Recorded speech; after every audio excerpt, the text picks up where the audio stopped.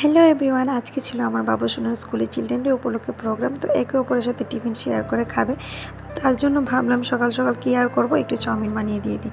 এদিকে দেখো আমি ডিমের ঝুড়িগুলি বসিয়ে দিয়েছি, আর এদিকে পেঁয়াজগুলি তেলে ফ্রাই করতে দিয়ে তারপর সবজিগুলি যে সিদ্ধ করা সবজি ছিল ওগুলি সবগুলি দিয়ে দিয়েছি, ফুলকপি, আলু, গাজর, তারপর দিয়ে দিয়েছিলাম ক্যাপসিকাম, একটু গোলমরিচ, তারপর বাদাম, তারপর গ্রিন মটরগুলি দিয়ে ভালো করে নাড়াচাড়া করে সব শেষে দিয়ে দেবো চাউমিনগুলি, আর একদম শেষে দিয়ে দেবো ডিমের ঝুড়িগুলি দিয়ে মিশিয়ে নেব।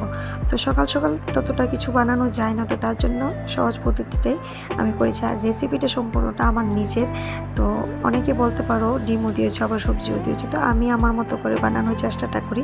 আর মশলাটা যেটা দিয়েছি এটা আমি নিজে ঘরে বানিয়ে দিয়েছি, কারণ বাচ্চারা খাবে, তো তার জন্য আমি ঘরে বানানোটাই প্রেফার করি বেশি।